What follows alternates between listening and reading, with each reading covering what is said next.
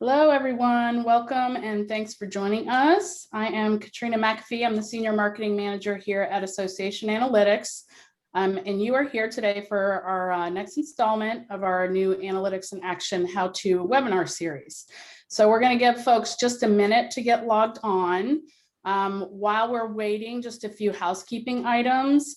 All your attendee lines are muted, but feel free to talk to each other in the chat area. And then please submit your questions in the Q&A area. This helps notify us when you do ask a question so we don't miss it versus putting it in the chat. So please ask lots of questions. We want you guys to participate. This will be very interactive. And then also, just because we always get this question, we will be sharing the recording of the webinar afterwards. So you can look out for a follow-up email sometime tomorrow. And while we're waiting, if you guys want to just let us know where you're joining from in the chat. I'm in hot and sunny North Central Florida. I am from the Silicon Valley of associations, the DC metro area. Rainy Chicago today.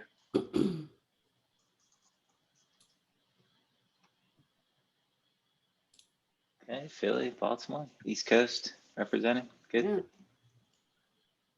Hot and sunny South Florida. That is hotter and sunnier than but I'm from South Florida, so I know that hot. I was out walking around and the cicadas are everywhere outside my house. It's a thing, all right. So loud. I haven't heard them, I just see them. Oh, really?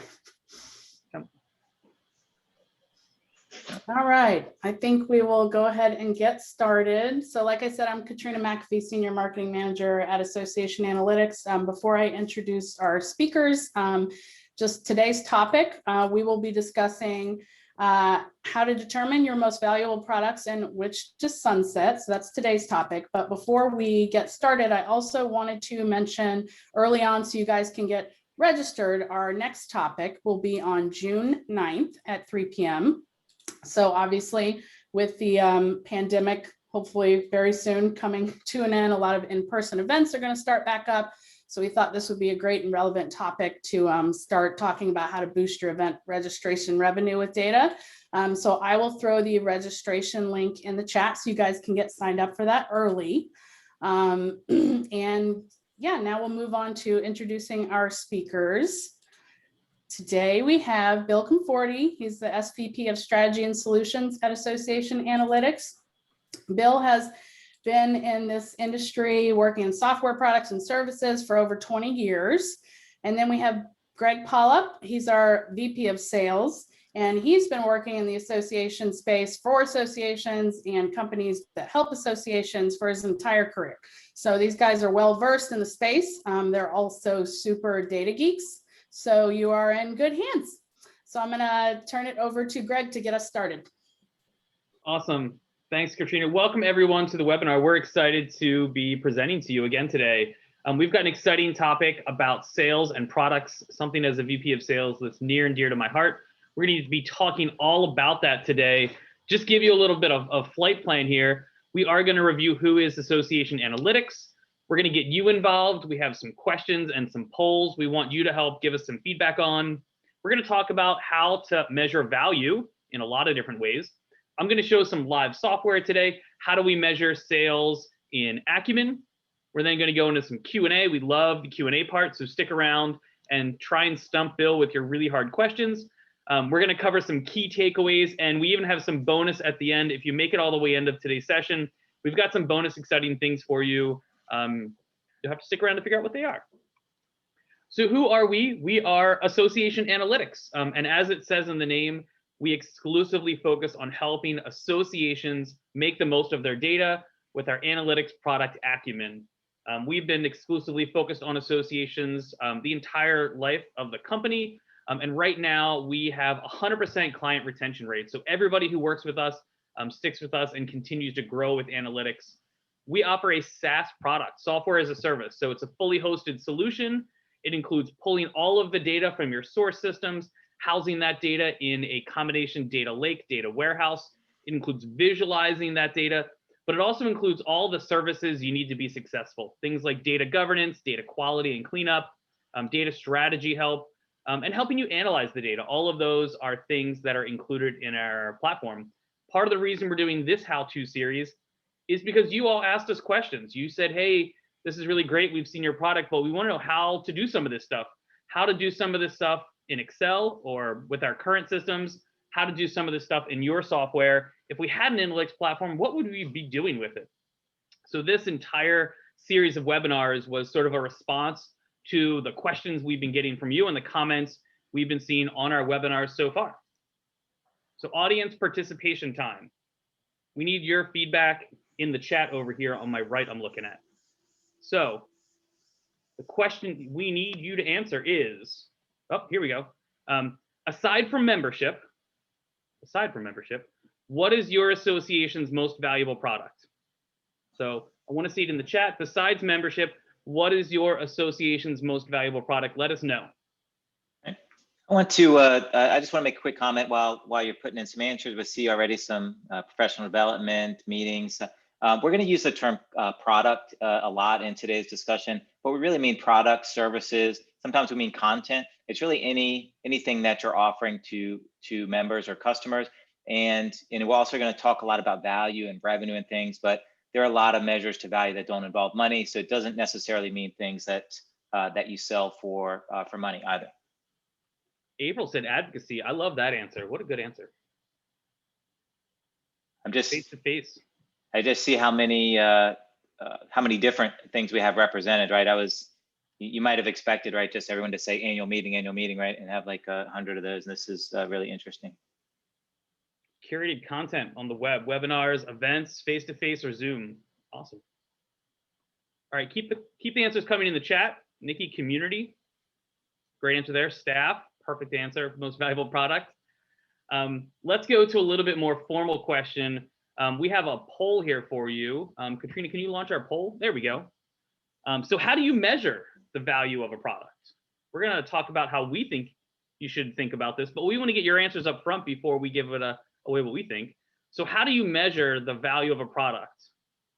Take a look at the answers there and vote accordingly.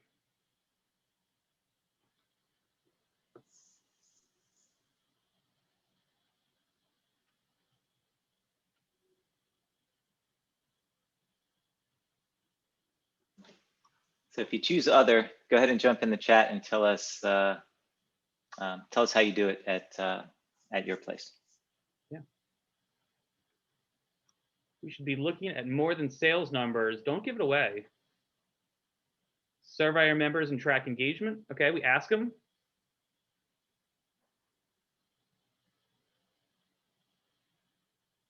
Lander can't see the list. Anybody else having that problem that you can't see the poll question?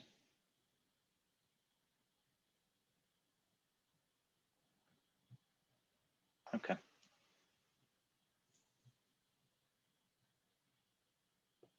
They definitely could, yes. All right, maybe we should go ahead and put the answers up, Katrina. Yeah. There we go. We look at sales numbers. What a great answer. So 50% of us look at the numbers, but I think as we've hinted in the chat here, there may be something going on deeper than the sales numbers. And we tricked you here. We said numbers. We didn't say which numbers. We're going to talk a little bit about which numbers we think you should be looking at in a few seconds here. Great. All right, so let me give you a scenario here. And this goes to the heart of the question. We look at the numbers. So we have two products here. Product A, this is a nice product. We sell one of these a year, but we sell it for $100,000, meaning we make $100,000 a year from selling this one product, but we only sell one of them. Product B here, so we sell 1,000 of these products every year for $100 a piece. We're making $100,000 in revenue from that product we sell. Which product is more valuable? Are we happy that we sell product A? Are we happy that we sell product B? Where do we want to be when we look at the numbers we're measuring with our product? Yeah, I'd love to see some input on this one as well. If you guys want to jump in the chat and tell us which one you like better, A or B, and why. Product B. Sell B at price A. There we go. Nikki, what's the level of effort on both? Great question. We're going to talk about level of effort and cost of goods sold in a little bit here. B, but it depends, B. So I agree with you. B is the more valid product. But if we just looked at the numbers in an Excel spreadsheet, we might not see that. You know, if the person who buys product A from us every year disappears, is that stream of revenue completely gone? We could probably squeeze out some more sales in product B. And if a few people drop off, it's probably not the end of the world. So what we want you to start thinking about here is, it's not just necessarily the revenue that that product generates. There's more behind the scenes here that are going to get you into the real answer of what is valuable. So let me talk about another concept of product. What product is most valuable? And here we're going to talk about the concept of either a market basket analysis or a network analysis. The idea that each one of these tiny little circles on the middle is a product we sell, and those green lines that connect the products are the pathways our customers take from one product to another. Now, those blue circles help show us the gateway products, the secondary products, and the third products that people go ahead and buy. So let's look at another example of products. And I borrowed content from our friends over at ASCE for this. So imagine you have somebody who purchases a family of products that fit together, right? I go out and I buy the Foresight Works guide, the complete collection users guide here, $90 for that. I'm really excited by what ASCE has to say. I decide to go ahead and get that CAE certification, $500 to apply for that exam. That then leads me to buy additional products here. Now I'm starting to register for conferences. I'm starting to take credits because I not only want to get that certification, I want to maintain the certification. So here we have one product that may not be the highest dollar product, but it certainly delivered a lot of value to our organization. And the value may not have been measured in the initial sale. The value of that product may have been measured by the sales that happened afterwards, the pathway it put me on, right? A bunch of you talked about events and courses and training. If I take that training prep course, does that lead me to get certified? Does it lead me to maintain my certification? So what's the value of that initial purchase? While it may not be a high dollar purchase, it may lead to future purchases that we find interesting. Versus we have this other purchase. We have this member, Bill, and he attended the Future Leaders Conference. Big ticket item for us. We sold one ticket for this conference, like made lots of revenue from that. But Bill didn't go on to buy other things from us. That was a dead end course for him. What was the value of us selling that to Bill if it didn't generate a lifetime value of Bill as a customer of ours? So when we look at purchases, we not only want to think about how many did we sell, how much did we sell it for, what was the revenue we generated. We want to look at other things. What was the network connectivity there? Did that purchase lead to future purchase? Were there bundles? Were there logical connections between those? Or was that a one and done product where when a member or customer of ours purchased that, they didn't go on to buy other things? What's the lifetime value of that customer? We want you to start thinking in that sort of way as well, because now we're thinking about analytics. Great. Yeah, thanks, Greg. So one quick point I want to make here is that, I mean, and I'm sure some of you noticed this already, I mean, it's not necessarily an either or situation, right? We have product A and product B.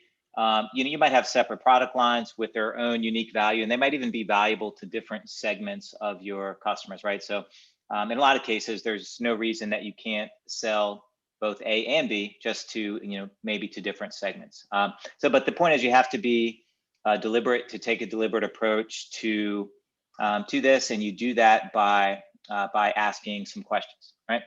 So we have key questions for product value or product valuation, and let's look at a few of these. So for a given product, we'll call it X. How many dollars and how many units have been sold, right? So I guess the first thing, even before that, is we're talking about for a given product.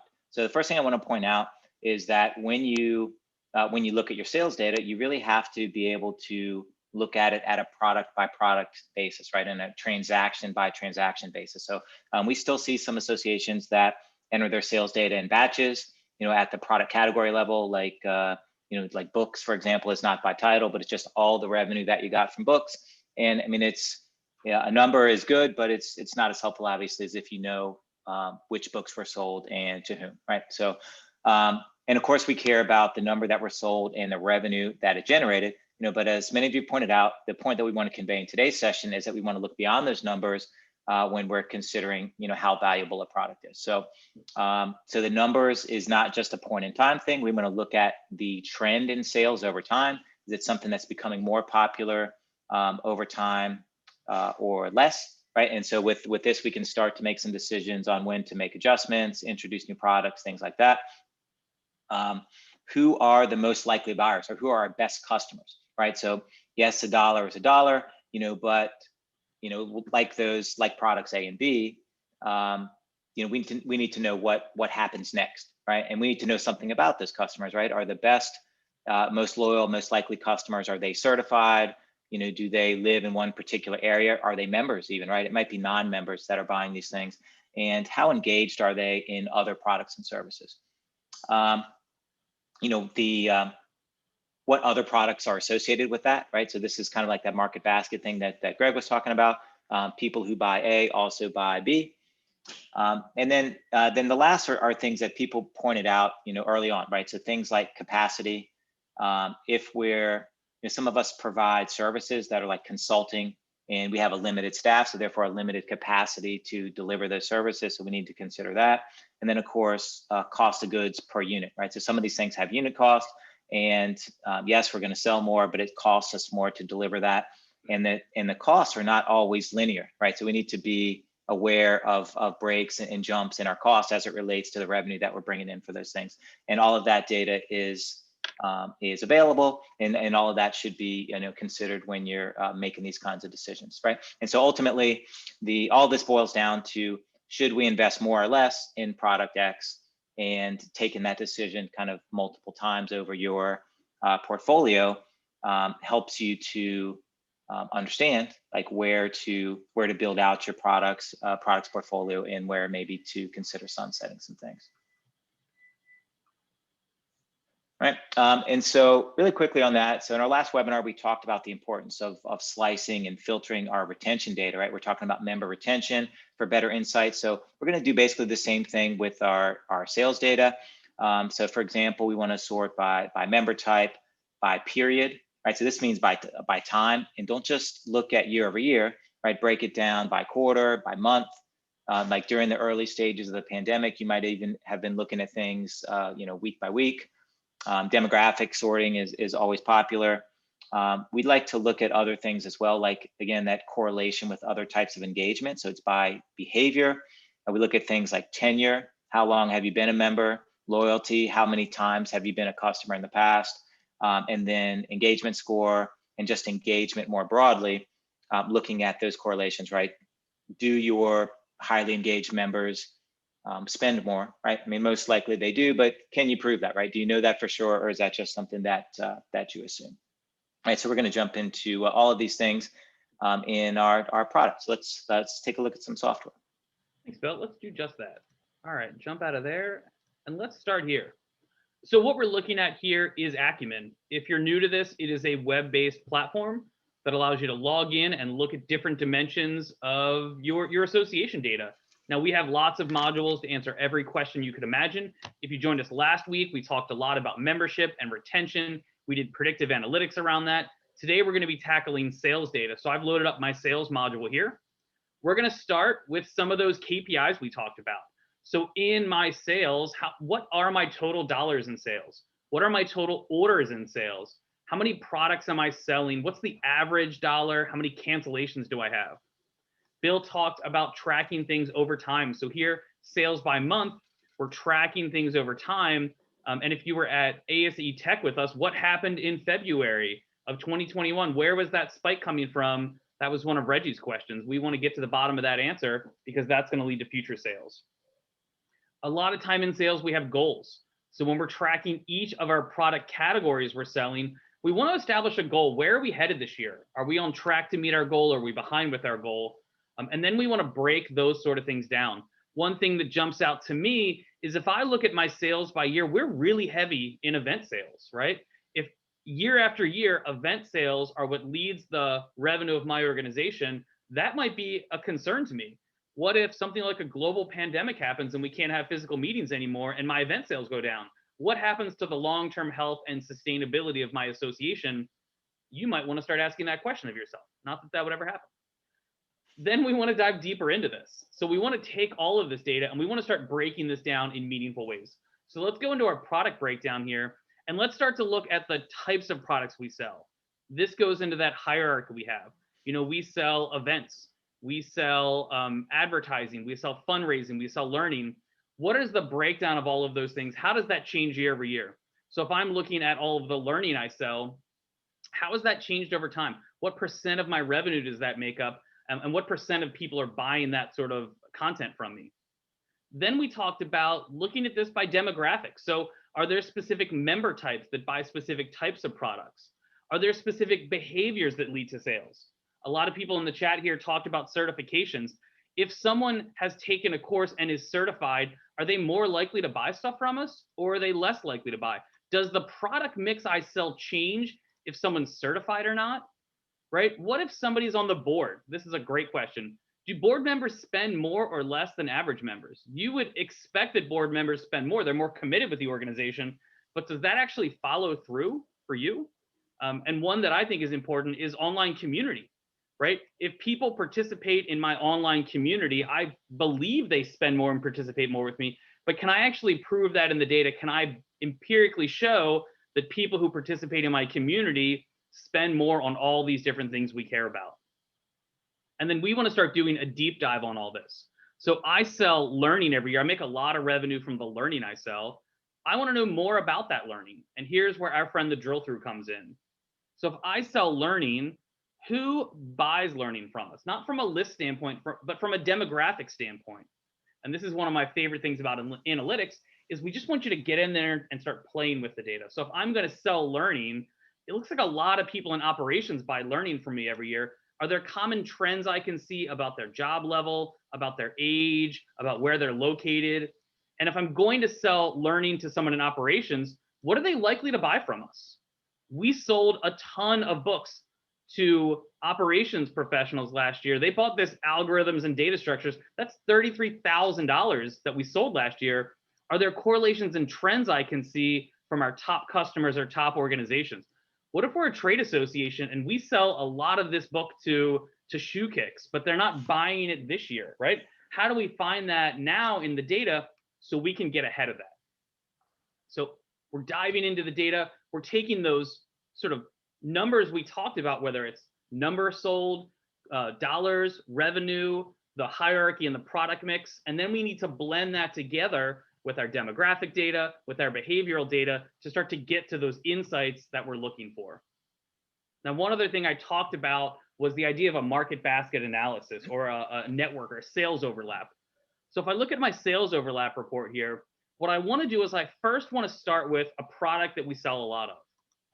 And in the chat, a lot of people talked about selling training. Okay, if I sell a product tagged training, what else do those people potentially buy from us? Well, if I look at it, my meetings here, there's about a 50-50 overlap. Okay, so this is interesting because I'm making about $11 million from the people who overlap, which means there's about $9 million on the table that I'm not generating because those people aren't also coming to my meeting. So here's how I want to use this is I want to get the breakdown of people who overlap with that purchase or don't overlap with that purchase. And what I want to start understanding is who are those people who've bought both? You both bought a training and came to that meeting, but potentially more important, who are the non-overlapping purchasers? You purchased that training from me, but you didn't come to that meeting, right? We're seeing a natural network and a natural connection, but these people have broken that natural connection. And I would say this is marketing gold. If we can get this insight over to the marketing team, people named Bill came to our training, but haven't yet come to this meeting. We can then promote Bill. You should probably come to this upcoming meeting. All of your friends from that training course that just got certified, they're on their way. You should come and join the meeting with them because people like you are likely to make these types of purchases. All right, good stuff. Looking at the clock, I want to jump back into our presentation here because we have a couple other things we want to dive through with you. All right, so going to ask for some participation here again.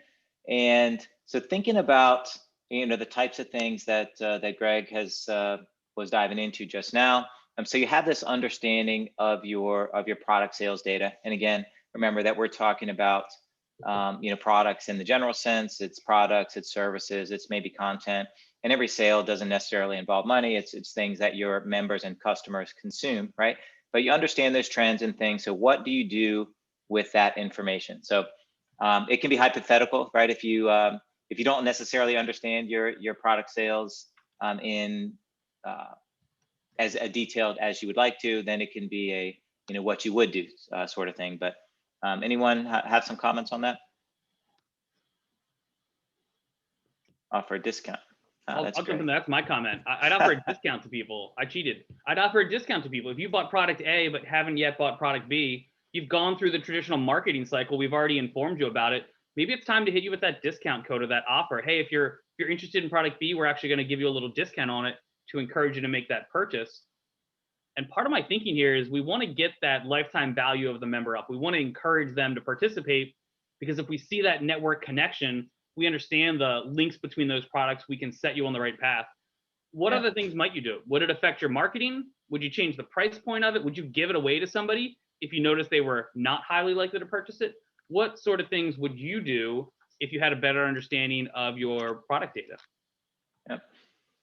All right, so in the interest of time, I'll give you a couple of suggestions here, but I want to encourage you to keep thinking about that. We're going to have Q&A at the end of the session, so stick around. Be happy to discuss that more in the bonus Q&A.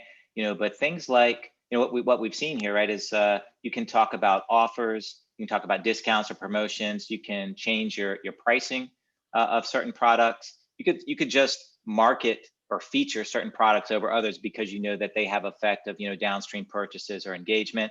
And then probably the one that I like best to think about is bundling, right? What are the products that can potentially be bundled together, either maybe as part of the member benefits package, or as things that can be purchased together. So all really valid options for taking action based on your sales data. I think bundling is something I see every major brand do that I don't see associations do as much, right? If you go to McDonald's, you get the #1, you don't just get the sandwich. Why don't associations do more bundling of annual conference, certification, registration, t-shirt and a hat, right? I don't necessarily see this as much. Maybe I'm just not seeing it, but it's out there. I don't know. Okay, and what else can we do? So I just want to kind of kick the ball down the field a little bit, and this is something that you can do down the road. Good comment, Nikki. So one of the things we can do is something called a recommendations engine, right? So ultimately, we're collecting all this data on the products and services and content, and we know what's being consumed and by whom, and so we can start to establish some relationships. We can automate this, right, through a recommendations engine. So essentially, you know some of the popular ones. A recommendations engine is a filtering system. So you rate or you give a preference to certain items like playlist generators. That's like Netflix or Spotify. They're product recommenders that you see on Amazon all the time, and content, right? All your social media platforms use recommendation engines for the content. But the cool thing is that with this type of sales data and the broader engagement data, is that we can use similar methods to offer the right products and services at the right time to our association customers. Recommendations engine, if you go to the next slide, Greg. So recommendations engine can help you do things like product to product, right? People who bought chips, bought salsa sort of thing, product to people, and people to product. And then also even people to people, right? If you imagine like a mentoring application or a networking type thing. And there are a lot of endpoints, for these types of recommendations. So they're accessible by API. And you can imagine that you might want recommendations to pop up on your website, or maybe on your partner sites, your vendor sites, your community, things like that, or mobile apps. And all of those are really excellent ways to, in an automated way, use your data to provide excellent service to your customers. So that's a topic for another time, but wanted to just point that out. So let's go ahead and wrap it up now with some of our key takeaways. So these are similar to the key takeaways from our retention webinar, but it's like that for a reason, right? When we want to look beyond our sales numbers, right? So we've talked about that a lot, or as much as you can in 30 minutes. The data wrangling and preparation and compilation is still a challenge. So you want to try to find a tool to help, something a little more sophisticated than Excel if possible. It's going to be really critical to track trends. So you want to look at things over time. You want to have dimensions to slice, dice, and sort. So those are your demographics, your behaviors, tenure, things like that. Pay really close attention to overlap, right? So that can be, you can look at it in the positive sense, like you had this, 70% overlap of A and B, but also look at the non-overlap, right? Because that's a really sort of ready-made marketing list that you can take advantage of, right? And last one, of course, is, this is not just for your information. You want to take action, make those pricing decisions, bundle things, sunset some products if you really find that they're not bringing the value that you thought they were. All right. So I want to just really quick, we asked you, or we'll ask you to fill out a survey. And so I just wanted to share some of the results. It's only one session so far, but some feedback that we got from the first session. This is, we get data, we visualize it, and we'll try to make some decisions, based on that data as we gather more going forward. So around 84, 85% thought we did well. 11% said it was just okay. So we want to try to improve on that this time. So respond, let us know what we can do better. We're here to give you what you want to hear. So please let us know. About the same percentage thought we got to the right level of detail. So I think we feel pretty good about that. And then we also looked at future topics, right? And so this is just one session, right? So there's, I'm not sure, 50, 60 survey responses here. So can't draw a lot from this, right? But you can see some of the keywords here: membership, numbers, retention, just analytics broadly, things like that. So we're keeping track.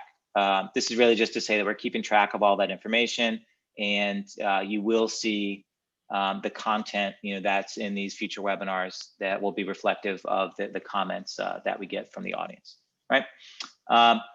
So with that, want to again remind you of our next session. So we're going to be tackling events in our next how-to session. That's June 9th at 3 p.m. So the chat will have the link so that you can go and sign up for that. And then again, we want you to please take a minute and fill out our 1-minute survey when you leave. We are going to hang around for some bonus Q&A. So feel free to continue to send us your questions or discuss any of the topics that we brought up so far. So for those of you that have to go, I want to thank you for your participation today. I hope to see you in a few weeks on June 9th. And additional questions, send them to us now. So I want to echo Bill's comments about the survey. It's really important that we hear back from you. That way we can make these sessions better for you. And I'm really excited to tackle this next topic about revenue and registrations for your event. How do we make the most of that? I think that'll be a really engaging topic. I think we have a lot of cool insights to share with you there. But Bill, I want to circle back on something. I'm going to call us out. It was in the title. We said we would tell you which products to sunset. And in 30 minutes, we didn't squeeze that in today. What product should we sunset? Well, I guess in a roundabout way, we did. I mean, we talked about the value of products, right? So you have to find a way to measure value. I do understand that some elements of what makes a product valuable can be subjective, right? And it's not all measured in dollars and cents, but when you gather the data and when you go about to analyze the data, really kind of like with any other decision that you make with data, is that you start with you might start with the hypothesis, right? And then you use the data to decide if that's true or not, right? So you have some feelings, right, about which products are not performing well, but you can apply this across all your products. You have some thresholds, for value, whether it's sales numbers or engagement thresholds, things like that. Have some goals around that. If your products aren't meeting them, then really take an honest look at it and strongly consider going in another direction, right? I mean, this is not about necessarily chopping off half of your product portfolio, but it is about taking an honest look at it. If it's just because you did it last year and the year before that doesn't mean you have to keep doing it. I think it's a fantastic answer. I think when I talk with associations, one of the hardest things they have to do is cancel or sunset things, right? We sort of get into that mentality that, well, why do we do this? Well, we've done that every year. That's why we do it. When I started, it was something we had always done. And, you know, people on the board talk about it all the time, that they love that thing we do.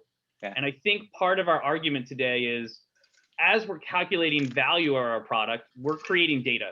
We're creating insights into our data, and we're creating a story about what works and why it works and how does it work. What are the connections between our products? And I think at the end of the day, if you're going to sunset something, you have to be able to justify why, right? You have to say, we sold one of these last year and certainly we made some revenue from it, but that's not long-term sustainable. Or looking at the sales trends over year over year, we're selling less and less of this product. It's becoming less and less relevant to our association. Looking at that sales overlap, people who buy this are kind of anomalies. They don't really engage with us in a whole lot of other places. This product really doesn't serve the long-term health of our organization. I mean, I think we have to start looking at those as arguments on why we need to sunset something. Yeah. You know, we talked about capacity as well. Your organization, your association only has limited capacity. If you're going to spend time and effort producing this product, you've got to be able to justify that it's better than the other product. And I think something we didn't talk about today is creating net new products. That might be a good session down the road for us. But if we're going to justify sunsetting a product, that's going to create the opportunity to add a net new product. And I'm really hopeful that net new product is going to just blow this old thing out of the water.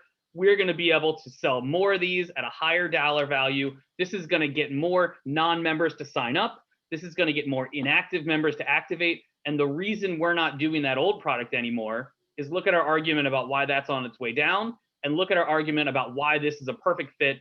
It's going to exploit that gap we have in our data. These types of members aren't buying anything from us. We need to create a product from them about this. And I think that's our answer to justifying sunsetting a product.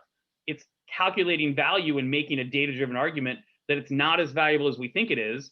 And we think if we squeeze something else in that spot, we'll create more value by doing that. And then obviously measuring it. Yeah, great point. About, yeah, opportunity cost is something we probably should have covered in here. Really quick story is, I won't name the association, but we had a meeting where we were talking about products, because we're actually measuring sales, and products just had lost value, right? They weren't interesting to members anymore. And rather than sunsetting them, because for the very reason you said, there was a board member that liked that product, that is, you know, attached to it, they simply started offering them for free. And so basically they're incurring all the same cost and all the same opportunity costs, you know, to produce and to maintain the product, but getting none of the revenue. And they weren't even that popular in the first place, so they're not even really getting, you know, the goodwill or improving the member experience, right? So it was, you know, that's probably the worst thing, you know, the worst thing you can do. I mean, taking no action at all is maybe better than doing that. But anyway, so we have a question from Nikki, who's asking, can you overlap more than one event? The answer is yes, you can.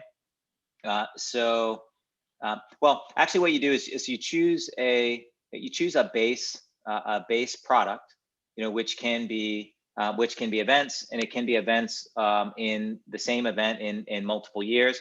But then you look at all of the overlap. So it's one base, and then you look at the overlap, all of the different things that overlapped by percentage of individuals or purchases, and then percentage of dollars, you know, with that base product.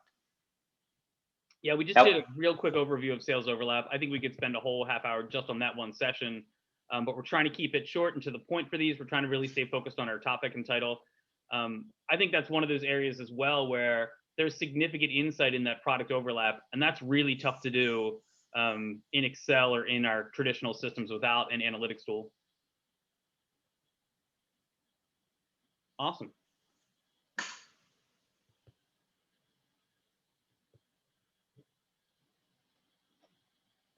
Thank Bill, you, I don't Dave. see any other questions from the group today.